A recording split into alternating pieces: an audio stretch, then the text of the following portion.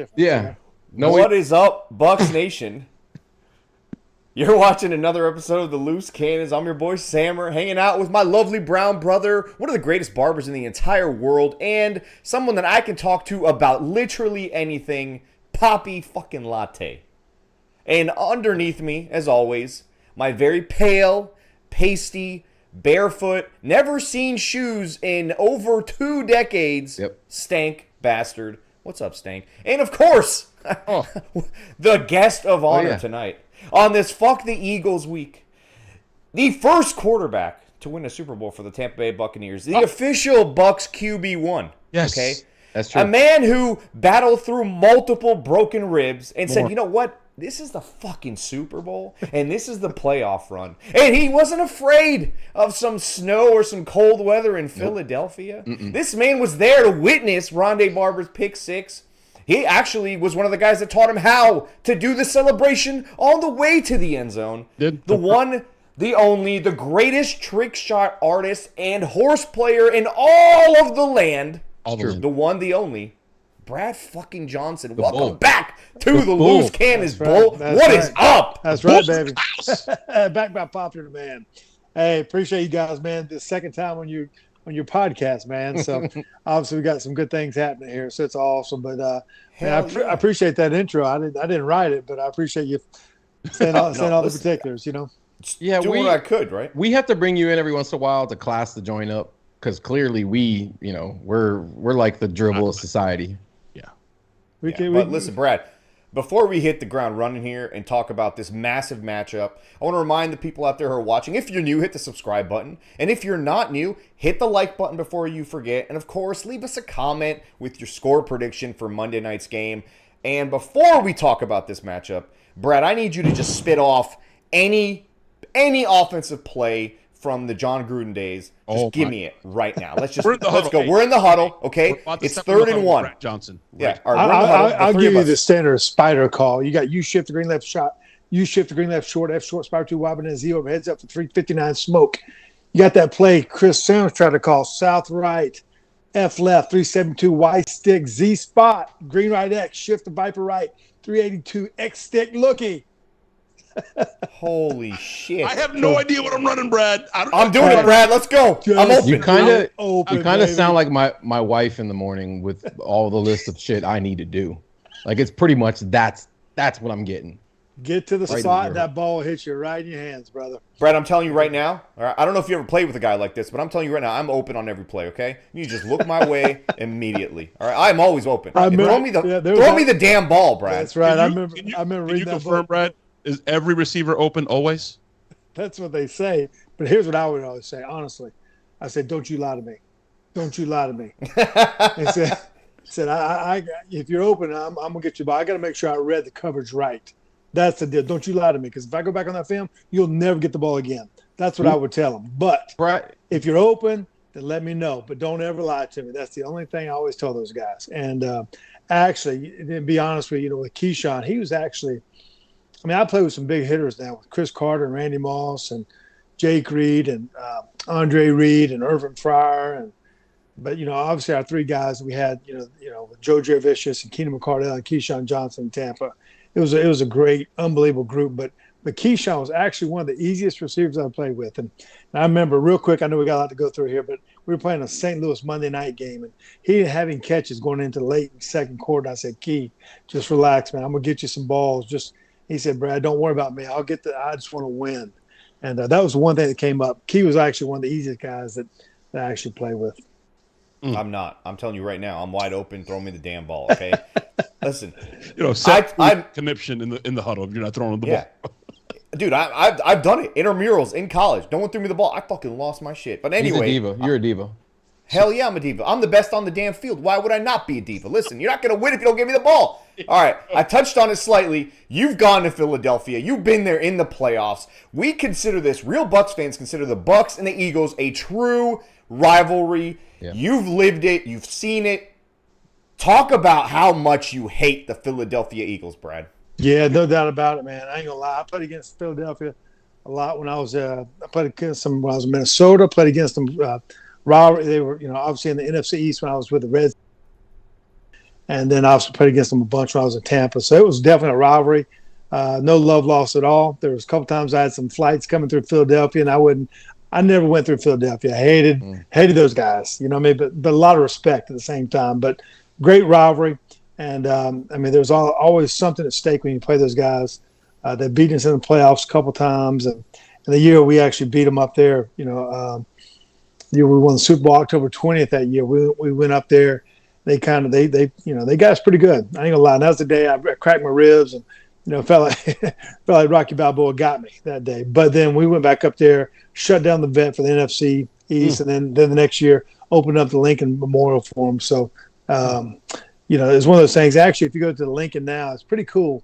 You go in the locker room, right where the equipment managers are, the quarterbacks that beat them, they sign their name on there. So I was the first quarterback to sign my name on the link up there. So it's pretty cool. Pretty cool when you see the list of guys that have actually signed it. Somebody needs to take a picture of it and get it out there. But playing against the Eagles, man, honestly, it's all respect because they had dudes on that team. We had dudes on our team, and it was going to be a bloodbath. It was never going to be an easy game. Nothing easy about it. It's going to be an ugly game. You're just going to have to find a way to win. And that's kind of the way we did when we beat those guys. But all respect, but we did bring home the what was taken up there. You know what I mean? So that's how we do it. So Sammer, Stank. Does this technically mean that we own the link? Because the first signature that went on it was a Tampa Bay Buccaneer. He just put it like a contract. It's mine. I mean, it sounds like he signed the fucking deed to me. We opened it up. Right? We closed it. I was going to say he closed one stadium and opened up another one, like an owner would do. He owns that stadium. Well, Ric Flair, he said there can only be one first. There can always be a next, but there can only be one first. That's true. One first. Damn. What did it feel like? I'm getting that tattooed on my chest. Go ahead, Stank. Brad, what did it feel like to break like 60,000 humans' hearts at the same time? You're sitting in that stadium. Rondé catches the pick six. He runs down the field. What did it feel like in there after that moment? What was the sideline like? Like, because you're going to the Super Bowl right there. There's nobody. Yeah. I'll stop. Go ahead, Brad. Yeah, no, very surreal moment, honestly. Probably one of the greatest moments I ever had in my career was that moment there. That, all respect, had many games, lost games in there, tough to win there. We got beat there early in the year, and then I had to go back up there in the cold at the vet. It was a terrible stadium. Field was horrendous. I remember, the night before Gruden told us this is going to be a rough game. It was going to be rough, and they're going, something bad is going to happen early, and we just got to overcome it. They ran the kickoff back to our 25. Then I think Brian Mitchell Deuce Staley ran the next play in for a touchdown. Yep, right away. The towels were waving. I mean, it was just hard to get a first down. And I think one of the biggest plays for us, in that game was obviously the two memorable plays were obviously Joe Jurevicius on the little play over the middle, triple left 83 double smash X option, and I almost checked out of the play, to be honest with you, because I thought they were bringing a blitz, and it ended up being the perfect coverage. Caught Kirkland over the middle, and then that gave us a touchdown. We kind of got the lead at the very end when Rondé shut it down. You just watch him go down the sidelines, and that's his Hall of Fame moment. Still looking back, and as many years as he played, that's the Hall of Fame moment that put us in the Super Bowl. And when he did, obviously he's doing one of these things right here. But we're just like, holy smokes, we're getting ready to go to the Super Bowl. We beat our nemesis at the vet. And we're all hugging each other in the cold. It was crazy. They kicked us off the field. Usually you get to celebrate on the field at that time. Because this last game of the year, they made us go back in the locker room, which actually made it pretty sweet at the same time, just because we were all huddled up together. It's incredible feeling.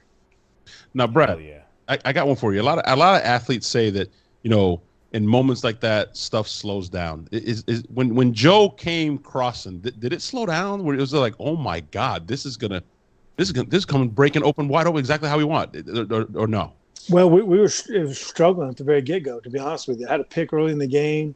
We were just struggling to get a first down. We had a hard time scoring when we played them back in October that year. And honestly, I almost checked out of the play. I was getting ready to check to either 98 bunch crunch, a toss play, or a 359 sticky, which was like a little 6-yard route. And then I stuck with the play. And basically – if that play, it couldn't have been the perfect coverage. When he did, it hit a little juke move over the middle, and then it just changed the whole game. Then Mike Allstott scores on the next play. We get the ball back. Then Keyshawn Johnson scores on slant later, a couple series later, and then we play with the lead and close them out. But it's very surreal when you get those moments that change the whole game.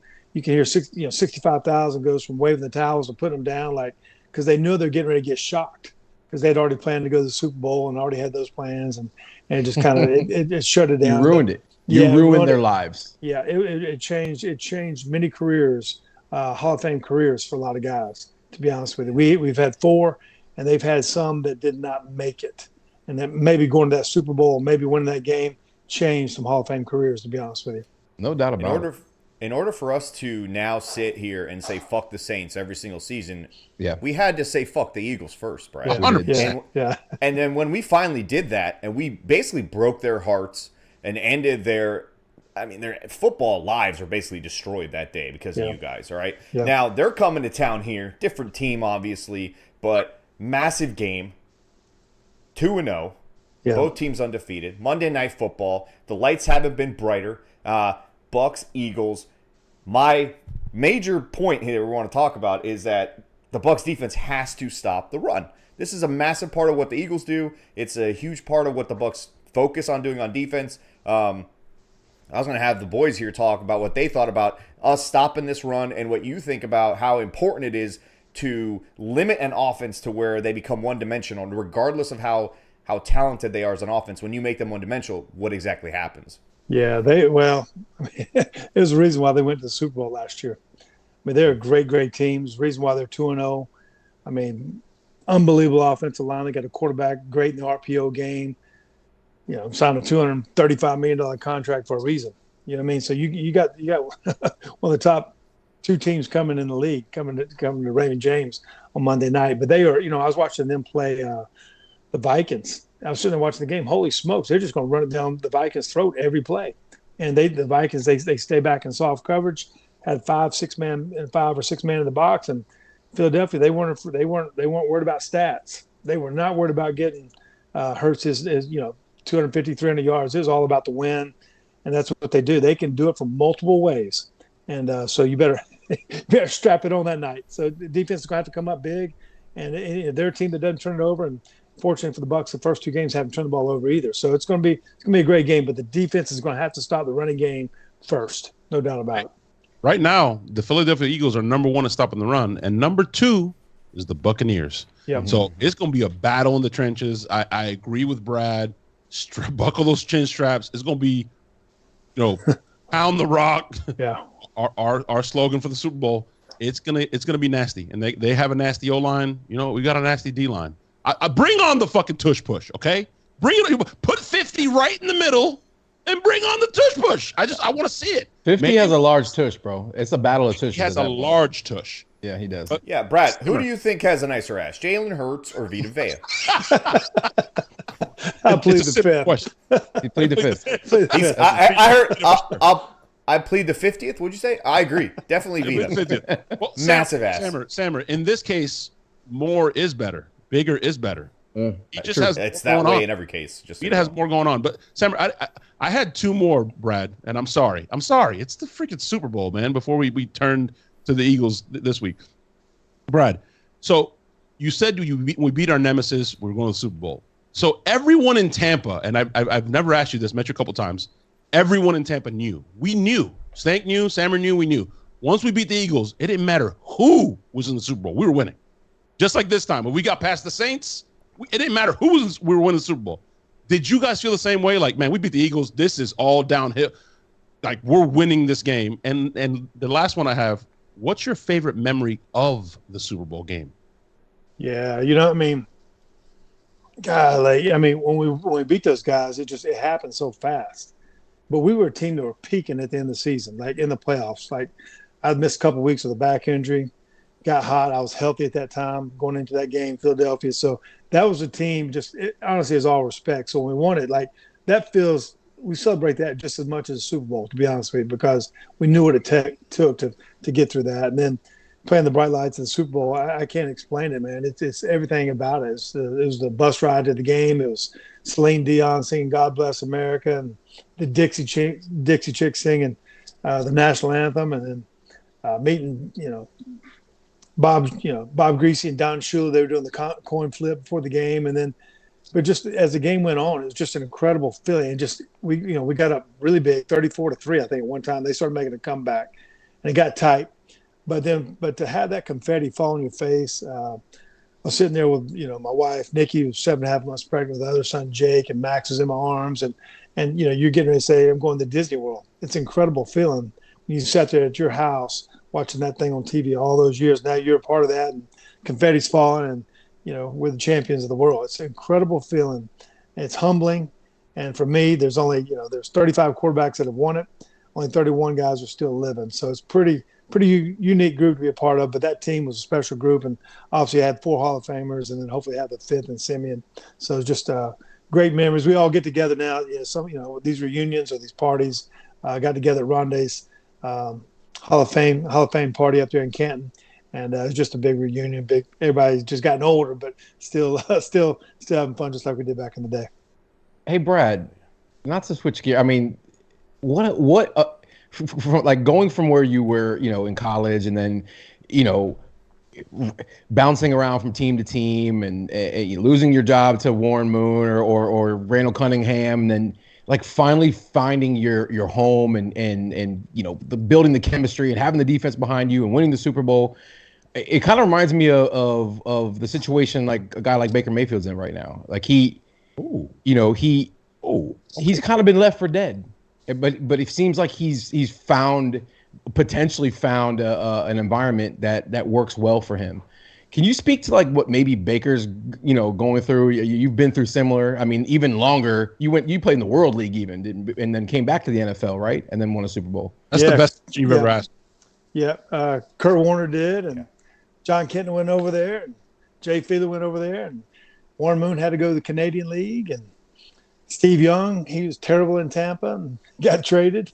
Yeah, he's in the USFL. Yeah, I mean, every quarterback, you better be accurate with that ball. You better be tough. You better be smart. You better be clutch in the clutch moments, and you better be able to deal with adversity. I always tell people there's only 6 inches between a slap on the face and pat on the back. And when you win, you get that pat on the back. When you lose, it's on the quarterback. So, for quarterbacks, it's a journey, man. I mean, I'm telling you, you better be tough physically, tough mentally. And you can't explain it to you. You have to go through it. And for a guy like Baker, I mean, when you're the first pick of the draft, you go to the worst team. You go to the worst team, and you don't carry your team on your back. It's team now. It is team all the way on all 3 phases. And so, I mean, he's a guy that had like 4 or 5 different head coaches in Cleveland. The thing about learning all those systems, you know what I mean? It's just, and sometimes you're a victim of the circumstances with you. And so for Baker, he's tough. He wants to. He's carving his own path. He's gonna have his own unbelievable story when this whole thing's over. But you got to win. You got to win. You got to win. You got to win. For me, I was fortunate enough to lead 3 different organizations to the playoffs, and then eventually you got to win the Super Bowl to get what you really want. And so hopefully Baker can have that moment this year, and in his career. But man, I all the respect in the world for what he's been through his first 5 or 6 years in the league. So I hope he's off to a great start so far. We'll see what happens. What's interesting? Speaking of performing in the clutch, I was going to say, speaking of performing in the clutch, there was once a moment where in the clutch you beat a Tom Brady in a skills challenge. I'm not sure what that means. I remember that. Obviously outskilled him, and that's why I consider you to be Bucs QB1. Yeah. Sorry, Tom. No offense, but if it came down to the 2 guys that won Super Bowls for this franchise, one guy beat you in skills challenge. It's the bull all day long. I didn't make the rules. I'm just calling how I say it. Go ahead, Latte. No, I was just gonna say I love the analogy that's Stank used, and yeah, Brad, you've been around one, you've seen one, you've practiced against one every day in the dog days in camp when it was real training camp. It looks a little bit like a Super Bowl defense out there this year, huh? Or what are you talking? They look nasty, bro. Well, yeah, and no doubt about it. Everybody talks about how great our defense was when we won it, but when Tom won it, they scored 45 points off of turnovers that year too in the playoffs, and 145 in the regular season. So if you're going to win it, I mean, Brett Favre, good look who's on his defense. Reggie White, Leroy Butler. Good look who's on Troy Aikman's defense. Good look who's on Joe Montana's on his defense. And go through the list, man. You better have a great defense if you're going to win it. And at some point, it takes all three phases. Win ugly, win big. It doesn't matter. You just got to get there. And but Tampa's got that defense. They got the guys to do it again. So we'll see. We'll see. It's a long season, but they got the players to get it done, and most importantly, they got the mentality. So we'll Or you could be like Trent Dilfer, and the defense just carries you the whole way. You don't even need to do anything. Yeah. You just get carried to a Super Bowl. Yeah. They did have a pretty good running back there. Jamal Lewis. Jamal Lewis? Jamal Lewis, just a little bit, bro. Just 2,000 yards. I'm no messing big deal. with Trent, man. Yeah. But speaking of good defense, they're going against Jalen Hurts this week, Brad. Vita and the boys, like they really got to get after this guy, only because if they don't allow him to feel the pressure, he basically can pick any team apart. He's got a dual threat. He can run, he can pass. Unfortunately for the Eagles this year, he hasn't really done well in terms of avoiding sacks. So their offense is kind of geared towards allowing people on the defensive side to get them down. So how important is it for the Bucs to not only get to him and bring him down, but just kind of create chaos around him and can make him feel the pressure, make him feel rushed, and start getting him to look down and maybe start to feel like he has to run as opposed to throwing the ball around? Yeah, no doubt about it. I mean, Jalen Hurts is like the silent assassin, man. I mean, he is tough. He did it in college. He did it at Alabama, and did it at Oklahoma, and he's doing it at Philadelphia. So, all respect. He's a winner, man. But he can beat you in every phase. And last week they ran the ball like it was unbelievable. But then all of a sudden he hits that one to Devontae Smith, like he'll hit you on that post. So he can kill you in a lot of different ways. And he's a guy that, we all have egos and that kind of where you're driven by numbers, but he's driven by wins. And that's a little bit different in this day and age where he's not worried about how many yards. At the end of the day, you get, it's about winning, and that's where he's at. And that's why you got to give all respect to Philadelphia. And they got different offense coordinator, and they're kind of growing together too. So with Brian Johnson calling plays, but you better load up on that box because they will run it down your throat till the cows come home. I was going to ask you what it felt like to, Jalen Hurts lost the Super Bowl. And I was going to ask you what it felt like, but you've never lost a Super Bowl. You only won a Super Bowl. Yeah. So that question really doesn't apply. Go ahead, Latte. But I will tell you this though. But a lot of times, I ask a lot of people. The people that won it, they'll tell you it's one of the best days of their life. The people that lost it, they'll tell you the game's overrated. A lot of hype. So and so I mean, and you ask Michael Strahan because he lived on both ends. Ask John Elway, he lived on both ends. So it's an incredible. It's humbling to get it done, but it's hard to do it, hard to get there. So, but yeah, you that's one you want to win. No, I was just going to say, Brad, recently this week, McNabb came out and said that he spoke to Jalen Hurts and said, hey, man, why you're not looking quite the same. Like, what's going on? And Hurts revealed to him that he's still suffering from that shoulder sprain that he had at the end of last year, and that he's only playing at about 65 to 70%. Now, we know the Bull. Everyone knows the Bull here. Guys played, hurt ribs, Yeah. whatever number of injuries that you never even knew about, right? What's that like, Brad? Like when you're playing at 60, 70%, man, like that's got to affect you, man, because you want to do things, but you can't. Like, take us through that process mentally, physically, playing with injuries and stuff. Yeah, I mean, there's a thing called injury report, and you're going to be on there, eventually. And, it's like riding in a rodeo. It's not a matter of, if you get hurt, it's a matter of when you're going to get hurt. And that's the truth about it. And a lot of times you don't tell people how bad you're hurt, whether it's your arm or your ankle, your ribs, it comes with the game. People don't want to hear it, can't make excuses. And Jalen was a kid that he doesn't make excuses for anything, whether it's, an interception they threw that wasn't his fault, or whether it's a game that happened, he played great, that they lost. He always accepts blame. But, yeah, injuries are part of the game, and he's going to get it done regardless. So all respect. Last year he missed a couple games at the end of the season, but then he came back right time there for the playoffs. But man, he is a beast. Yeah, he is. Beast. So that's you better hit him while he's down. Absolutely. We got somebody in the chat here. Jonas Steckler, always showing love, always here. Brad says, Brad, my North Dakota friend. Brad, QB1, Super Bowl champ. Brad, what's your favorite play of all time that you ran as a quarterback in Tampa? One of my favorite plays is called Weak Right West 72 Shake Wide Drive. And basically it's the play that we threw against San Fran where Joe Jared Fish just ran the corner route. So basically, it's a corner route, it's a flat route by the back, and then you get a drive route with tight end with a basic 10-yard dig and two backs. So you end up like call that five on the dice. So they end up at all different spots. But I love throwing the shake, and I love throwing the shake and up. Threw one against Atlanta with Keenan McCardell on that one. But week right west, 72 shake wide drive. I love it. One day we got to do like a quarterback camp, Sammer. We got to get Brad here and just break down like with the X's and the O's and bam, this is what you hit here if you read this stuff. Oh my God. Have him test us. Have him and then test. Have him give us plays, erase them, and be like, all right, come back up here, show me exactly what we just did. Draw the play up. Yeah, we'll see exactly who we're all the big brains fail are. So miserably, right? It's not even funny. I'm a savant. I play Madden. What are you talking about? Yeah, bro, come on. I'll draw up.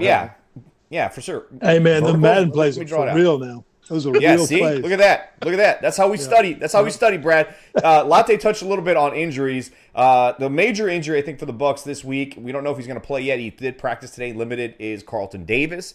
Massive part of the Bucs secondary, obviously facing Jalen Hurts, facing Devontae Smith and A.J. Brown. These guys attack the fuck out of the secondary. So I have to ask you as a quarterback, when you see that you're going against a team that has one of their top dogs down, do you make it a point to attack his backup? Is that something that's almost a point of emphasis in game planning? Or do you guys prefer to let the game kind of flow as it flows? Or do you guys magnify that person and try to pick on it? A little bit of both. You want to know who's in the game. You want to know if that extra nickel guy's in there. You want to know who's been hurt. But a lot of times it's just hard to dial in that one special play for that one guy. I mean, it's not like he lines up in the same spot every time. So a lot of times you can get caught up too much in that and you can hurt yourself. But usually if there's a backup in there, there's a reason why it's a backup. And you want to attack that guy as much as you can if you get that chance. But sometimes they protect them at the same time. So you don't hurt yourself trying to run some special play just to get to that one guy. And you just got to call the play as it is, let the quarterback read it out, and let the chips fall where they may. Yeah, Brad, people make a lot of like defensive geniuses, and a guy like Todd Bowles who's known for making it hard on quarterbacks by disguising things and blitzing from odd angles and dropping defensive ends and outside linebackers into coverage and how do you prepare for that as a quarterback? It's a big deal. I mean, they're not going to be a bunch of wooden Indians over there like just sitting there, like stick figures. So I mean, they move. And just for example, I remember honestly, the second time we went up there to the Link, we talked about winning the first game at the Link. Jim Johnson was the defense coordinator for Philadelphia, and he could bring it from every which way known to man. So if you go back and look at that film, we lined up in the right formation a lot, especially on third down, because we didn't we practiced the blitzes always from the right side of the field, even if we had to put our formation into the boundary. Just because it was just an illusion of all these different blitzes coming. It's hard to figure it out. Are we hot? Are we not hot? Are we throwing breakoffs? Are we changing protection? If I check it, are they checking? Like, you get into so many different formulas of that. You know what I mean? So yeah, it's when guys are but for defenses, you better have smart players at the same time. If you're moving around, you better have guys that can make adjustments when you start, disguising things too much. And usually that takes a veteran team that's been with a defense coordinator for a few years. And I think that was one of the biggest reasons why Tampa was so good back in the day, and Philadelphia too, with their guys with Troy Vincent and Bobby Taylor and Bishop and who else do they have over there? But they had but guys that have played together for a long time. They can do a lot of different things. Hugh Douglas coming off the edge. Like, you don't want that a one-on-one block. You better be chipping or leaving tight end all the time. I mean, so it's a load, but the illusion of how people can bring blitzes is a big deal, and just understand the protections. Quarterback better be smart, and sometimes your best thing is just throw the ball away and don't make something worse. The Bucs defense actually with Todd Bowles is very similar to that Jimmy Johnson defense. A lot of attacking, a lot of exotic blitzes. They got one giant corner on one side with long reach, and you got Carlton Davis, who's a smaller guy but very good in press. Very similar to how those guys are built. So. Going against, the three of us, we've seen Jalen Hurts and the Bucs face, or Jalen Hurts and the Eagles face this Bucs defense, and it seems like Todd Bowles has gone in with a pretty good game plan most of the time. Different Hurts. It's a different team. It's a different team now. Different version of Hurts. We faced Hurts as a rookie. I was getting to that. I was going to say he's been able to kind of get the best of him so far, but this is a totally different team in terms of how they attack and how they're built. And I think it's going to be it'll have to be Todd Bowles' best schemed game probably in his career as a Buck. I mean, he did a pretty damn good job against the Chiefs. Against the Chiefs. Just a little bit. They do 3 field goals. Yeah, we need one of those game plans, Todd. He got some time. He got some extra days to plan for. Go ahead, Latte. No, I have one for you, Brad. So quarterback, right? We have a new offensive coordinator, Dave Cajones. You might have heard of him. And he spent a lot of time in Seattle, right? What happened? You okay? I was fine, dude. I like my thoughts. Are you good? I'm not stroking out like Stank. I'm good. Whoa. Okay. What? Stank's staring at the ceiling. So Brad, right? Like you and the offensive coordinator, imagine, you're lock and step. You guys are close. You spend a lot of time together, putting together game plans. The OC is going to try and find out what you're comfortable with. You like. So the question I have is, Cajones, Dave, spent a lot of time in Seattle, majority of his career under Pete Carroll. The new defensive coordinator, because the Eagles lost both their coordinators, offensive and defensive. Their new defensive coordinator, Sean Desai, spent a year in Seattle, so he knows this offense. So Brad, going into it with situations like this, do you switch things up? Do you keep it the same and just, hey, this is what we do best? Do you try and set them up? Is it chess? Like if you're playing against somebody that knows your offense a little bit or knows what you like and know what you have to do, or do you just roll out there and do what you do? Just interested to see how you would prepare for that when you played up against somebody who knows your offense. Yeah, it's all the above. It's all the above. Fair enough. And so those things are real. You know each other's personalities. You know each other's tendencies. You know what each other thinks in certain areas of the field. You had certain plays that worked against each other in those little mini camps and training camps, and everybody has their little hiccups. But at the end of the day, you got to put on your players, and it's different players, and they changed. They changed from things to things and stuff. So it's a little bit all the whole chess match, but it comes down to players making plays. It comes down to players taking care of that ball, and both these teams have been great at not turning the ball over. So it's similar to two identical teams, except Baker doesn't run the balls like in the RPO world like Hurts does. So. He outran Justin Fields last week. He did. Baker was all over the place. Like, who was that? Yeah. But it's fun to watch Baker do what he's doing. I mean, he came, that guy, man. We talked about it earlier, but he's on 3 different teams last year. Yeah. From Cleveland to Carolina to finishing up in the Rams, and now here he is trying to win a job with Trask and the whole bit. So you gotta give him. He's tough. He's grizzly kind of kid. The bright lights don't get him, especially on Monday night. And he's built for these kind of games. So we'll see what happens.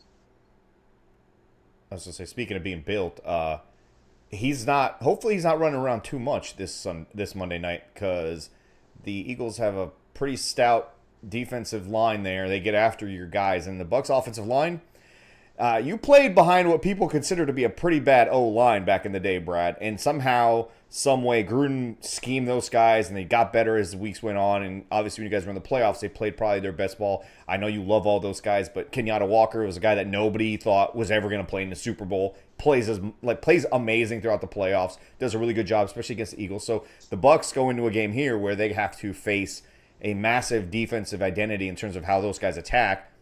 How important is it for the Bucs O-line and the Bucs wide receivers to win against the bats, the backup secondary? They're pretty injured back there on that back end. And also for the O-line to give Baker enough time for him to pick apart and hopefully not run around. Because if he's running around, we're probably losing the game. Hey, Sammer, they have 7 former first-round picks on that front.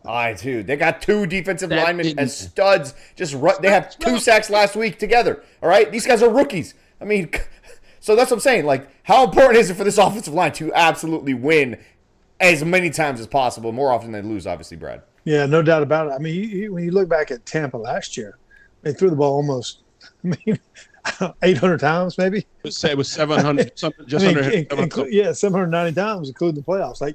You can't get in those modes. And I think that's what Dave, the offensive coordinator, does a good job. They're really they're not a pass frenzy team. He's going to mix it up with the running pass, and sometimes it's not the amount of yards you're getting in the running game, but it's a matter of the attempts and not losing not losing that facet of the game. You know, even Yeah, if but you're Brad, I heard people, nerds on the internet, say that you don't need to run the ball anymore. It's just passing only. Play action doesn't really mean anything. It's just, why waste your time running the ball? What do you say to those people? well, I think you got to stick to your formula of who you are and what your team is built like. I mean, you want 50 plus positive plays in a game. That's even if it's a 1 yard gain. Is it a positive play? If you're living in second and third long, good luck, and wait till next week and play another game. So, but I mean, you got to run the ball. You got to attempt to run the ball, those kind of things, and don't turn it over. And those are, I mean, you get, it comes down to turnovers, explosive plays, and then just being clutch and clutch moments, and end of the half, a 2 minute drill, end of the game, a 2 minute drill, those kind of things. But it's But Tampa has a team to win it. This ain't the Super Bowl, so you just got to go out there and let it ride. It's early in the year. Let it fly. But we heard it from players last year talking about the 700 plus attempts passing. It's also not just important for the positive plays you said, Brad, and the play action and keeping the drives alive. It's also, we talked about at the very beginning of the show, it keeps your defense off the field, man. Yeah. That's the problem that we had last year, is that we spoke to players, right? And some of them came on here and they were like, dude, we were exhausted in some of these plays. Yeah. Like exhausted, because you run on first down, then it's pass, punt. And all of a sudden the defense, I didn't even get a cup of water, bro, and I got to go back out. Like, holy crap. In this 102 heat index like it was last Sunday, and you get gassed. They're human too. So even if it's just 1 yard gains, if you're keeping it balanced, guess what? The defense gets to, suck up some wind, get some Gatorade, kind of breathe for a second, and get ready to go back out and get after it again.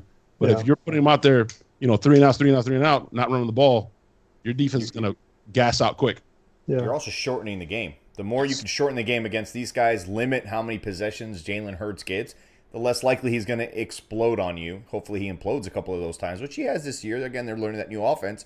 But it's going to be massive for the Bucs O-line to be able to block, not only for Baker, but to run the ball like you guys are talking about, man. If they don't establish the run and they allow the Eagles to establish the run, Eagles in 3rd and 1, 4th and 1, they kill teams. They destroy teams with that.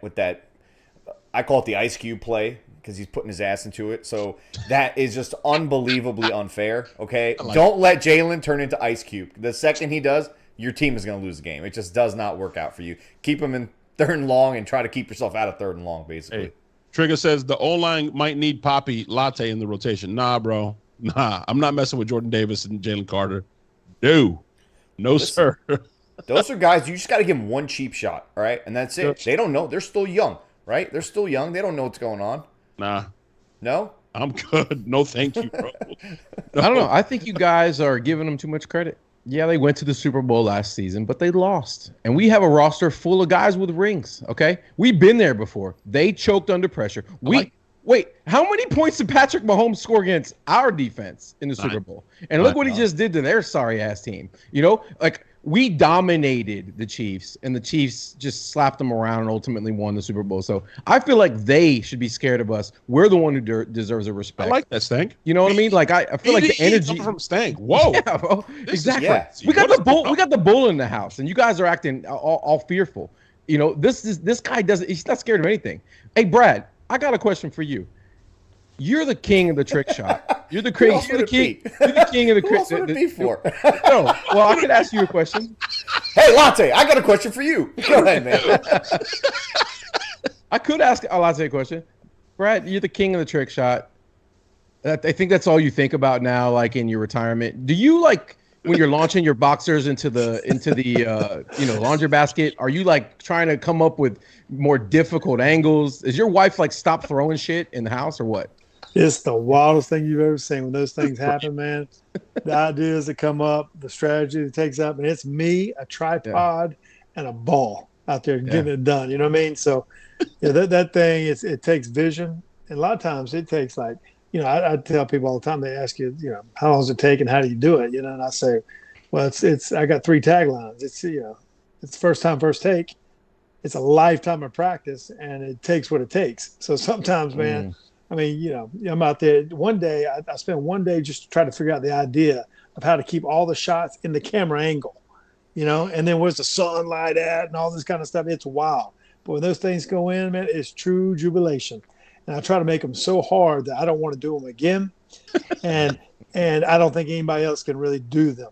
That's how hard some of those things try to get sometimes. So there's about 6 or 7 of them. I call them Picassos. So they're pretty fun. I like that. We have to somehow, some way, get involved with your foundation or somebody's foundation or something, and we can raise some money, and then whoever wins gets to play you in a game of horse. We got to say, like, kids love trick shots. Imagine an event where Brad sets up an obstacle course of trick shots for charity, and we get everybody's kids out there and have a hell of a time. That seems like an amazing idea. And I love tricks. I mean, it works out for everybody. You do, right? You do. Yeah. I think Brad might have froze. I know. I think Brad froze. Brad, I froze you still there? I froze him. We can hear you, but you're not moving. Okay. Look at his smile when I'm talking. Can you see me? Froze on that. I think it's a beautiful thing. Can't see. You can hear us. It's a frozen still shot. You look great. You look great. You do look great. It was a very flattering frozen shot. You want me to hop off, come back on, or how you going to do it? That's a Sammer thing. Yes, let's do that. Hop back on. That way we'll do our predictions. Okay. In the meantime, guys, fire some questions to us in the chat. Yeah. Let's go. What do you guys want to ask?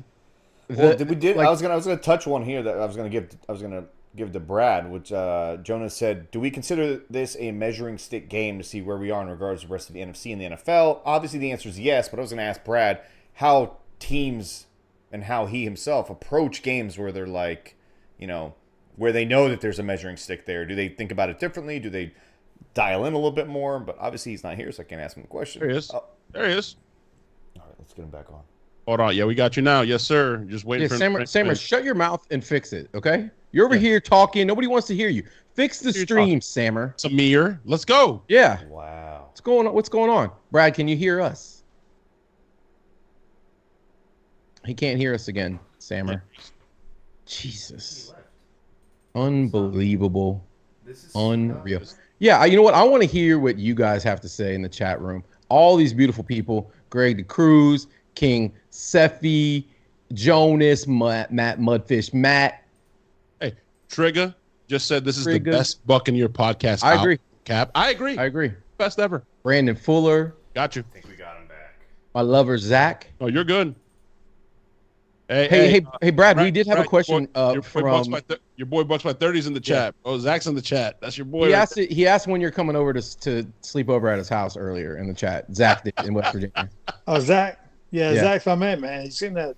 He's got one of them great rooms too, man. Man cave is pretty special, man. He does. Yeah, me and Sammer went into it last year. Oh wow. I thought it was going to be like Silence of the Lambs, that there was going to be a little dungeon down there, that I was going to have to ask for water because he's kind of creepy, as you know. But no, he made us sign a wall, and he did. It was really weird. His wife wouldn't come down the stairs into the room, which I thought was very, very frightening. Jason Light calls it the psych ward. He does. So we're in West Virginia. It's in the fucking mountains. I'm brown. It goes. The whole deal. I was like, I don't know exactly what I'm getting myself into. So I made sure I brought my very pale pasty brother steak with me. Made a lot of sense. Here's some fun ones. Greg DeCruz, what's your favorite pregame meal? Ooh, for me? Yeah, you. Yeah, you know what I would do? I can't see on my screen, so it kind of there's a mess up for me. So that's okay. Yeah, you know what I would do? I would eat about a half a steak, and I'd eat pancakes, and that was my pregame meal. And then it's crazy. When I was at Florida State a long time ago under Bobby Bowden, he would give us for pregame meal. He would give us we'd get a hamburger, a Nutty Buddy, and a Coke for pregame meals. And then at halftime, we would have a Coke, a popsicle, and a Hershey bar. It was the craziest thing. That was back in the 80s. So my whole career at halftime, I'd always have a little piece of chocolate Hershey bar at halftime. Wait, so he just went with the sugar method. You know what? That's probably the key to Bowden's success. He was just juicing you guys up with It explains why Warwick Dunn looks so damn quick coming out of half always.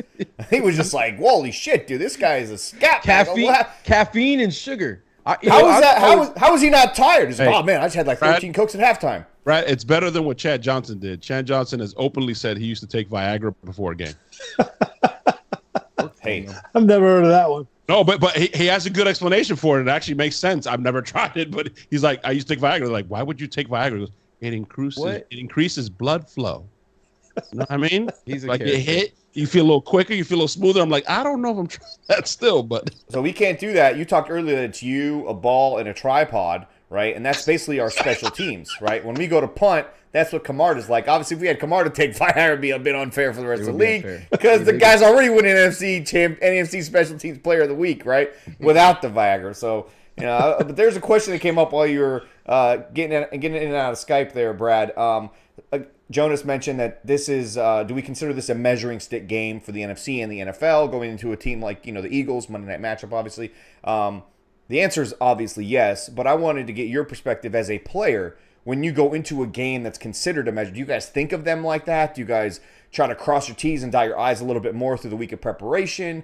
Or do you guys do your best to keep things as normal and procedural-like throughout every single week so that no one game kind of takes too much pressure on you guys? No doubt about it. I think what you just said. I mean, obviously, you realize they're a great team. I mean, the level, like for us, when we played Philadelphia, we played the Rams back when they had Marshall Faulk and Kurt Warner and all those guys. It was a different type of game. And but that way, I mean, it's Monday Night Football. You're going to feel the juices is going to fly a little bit more this week. But as far as honestly, just the preparation of the week, it's the same.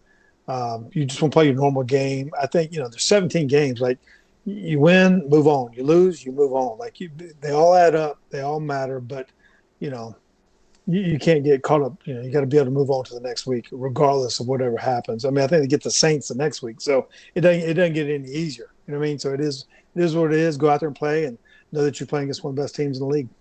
Brad, did you see that Kurt Warner tried to sabotage this organization by getting his son on the team? Like he was going to somehow take us down from the inside. We didn't believe it. I didn't believe Kurt Warner. I saw Kurt Warner with a Bucs hat on. I threw up in the trash can. I was like, ew, get that off of.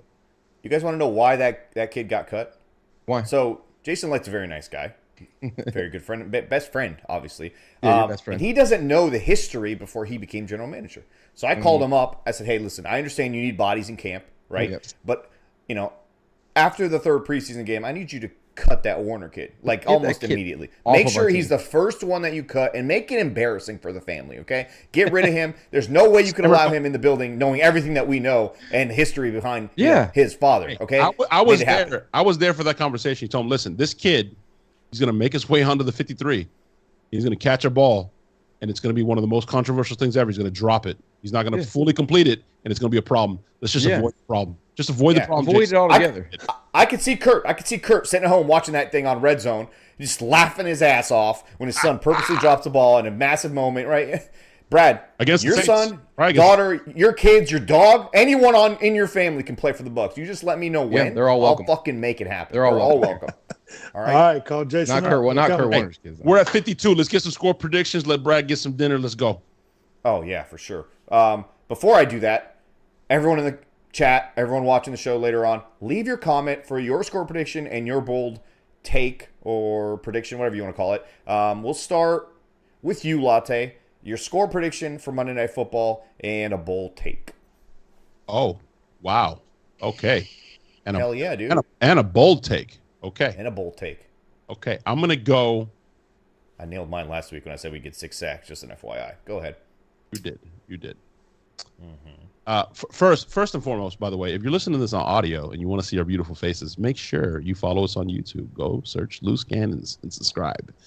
Also, leave us a review. It doesn't cost you anything. Leave us a review on your podcast. Come on. It'll help us out. My score prediction. Cost you anything yet? I think we match. We score 27 again. 27-23. Bucs win in a close one. And my bold prediction is we stay turnover free again. Yes, I like it. I like it a lot. Stanker? Before I give you my prediction, write these down, Sammer. Yeah, before I give you my prediction, I want to say, Brad, you are the most accessible, coolest motherfucking former NFL Super Bowl champion winning quarterback there is on the planet. Like, I see you interact with everybody. Yeah. You're just cool as fuck. I don't know. I have to say that to you. You are, man. Like that. It's awesome that you knew that Jonas lived in fucking North Dakota. You don't ever like big time people. I respect it so much. I had to say it. Thank you, Stan. This is a Super Bowl winning fucking quarterback, bro. No, bro, it's fucking Brad Johnson. Be on here with us. And if I'm going to give you any advice, Brad, I'd say you should big time some people. It feels great. Go ahead, Sick. Score predictions for me. It's going to be a close game. I feel like we come out on top. I'm going to go ahead and say Bucs 31 because that's the number, right? And the Eagles 24. I see Antoine Winfield picking off Jalen Hurts. Right, they're trying to, we got the lead. What? We're trying to, hold them off. They're coming down to maybe get the go-ahead score, and Antoine Winfield jumps right in front of, one of their stupid receivers, takes the ball back, picks 6, 80-something yards, points to his jersey, on Rondé Barber night. Player though, bro, it's gonna be. It should be Izzian. Should be Izzian. It should be Izzian, but you know what? Winfield reminds me of Rondé. I just like the fact that he's always around the ball. Crazy football IQ. I don't know why. And Izzian too, man. Clearly, he's going for number 3 in 3 games. A rookie. Either one, but that's what I feel. I just feel like we're gonna recreate the moment. I got Stank at 31-24 Bucs, and his bold prediction is that Winfield gets a pick 6 to seal the game. Yeah, that's a great one. Hammer? All right, I think the Eagles secondary will become a massive issue for them as opposed to their defensive line. We've seen Canales deal with a Flores-type defense that got in his face and got in the way of his offense in the first half against the Minnesota Vikings. Went into halftime, adjusted, went to screen pass, quicker plays, 3-step drops, got the ball out of his quarterback's hand, kept him safe. I see them doing that again against a very pass rush heavy type of defense and exploiting that secondary. And the Bucs put up points, man. They put up points. I say 34-24. Bucs win by 10. Jalen Hurts goes down, gets sacked twice. Well, gets sacked more than twice, but 2 of those sacks end up being one going to Devin White, one going to Antoine Winfield. That ends up being a sack fumble recovered by the Bucs, ends the game. That's how the game ends, with a Winfield sack fumble. And I expect that he'll be the that special kind of jackknife of players that they're going to use all over the field on defense for Todd Bowles. He's going to have him blitzing. He's going to have him playing a little bit closer to the line of scrimmage. He's going to have him almost spying Jalen Hurts along with Devin and keeping him kind of off on his heels. You guys remember when they played the Ravens last year and they were just corner blitzing the hell out of Lamar Jackson and took him kind of out of his game? I expect to see something kind of exotic like that coming from Todd Bowles and make things a little bit more difficult. So that's me. Brad, floor is yours. Score prediction and obviously both. I played with Antoine Winfield's dad in Minnesota. His dad was a stud. Legit stud. Yep. I'm predicting Bucs 27-24, and crazy bold prediction is our defense shuts down Jalen Hurts, and Baker Mayfield outrushes Jalen Hurts. Oh! I like that one, dude. I like that a lot. All right. Before we leave, Brad, let people know where they can not only watch all of your amazing trick shots, but I believe you have a merch store and maybe you got some other stuff going on in terms of like 501c3s, charitable organizations, yada yada. Yeah. You'll find me on Instagram and Twitter as Brad_Johnson_14, and TikTok is Big Bad Brad 14, and the all the merch is going to Big Bad Brad Cafe Press /Big Bad Brad 14. You'll find all the merchandise. You'll find it on my Twitter. You can find it, all that kind of stuff. And it goes to a charity called Beyond All Borders that I'm involved with. So, but I appreciate you guys. Enjoy, having fun with you guys on Twitter and all the above. So, best of luck, man. I appreciate you guys having me on. Hope to be back again. For sure. Samer will link all of those, all your socials, as well as the link to your merch as well, man. Support Brad. He's the best. He's the best. He's the best. Yeah. He's the fucking best. And before we leave, Brad, can we get a fuck the Eagles out of you, man? There you go. Clip it. There you go. That's all you need. Mic drop. That's all you need, baby. End the show. That's it. It's over.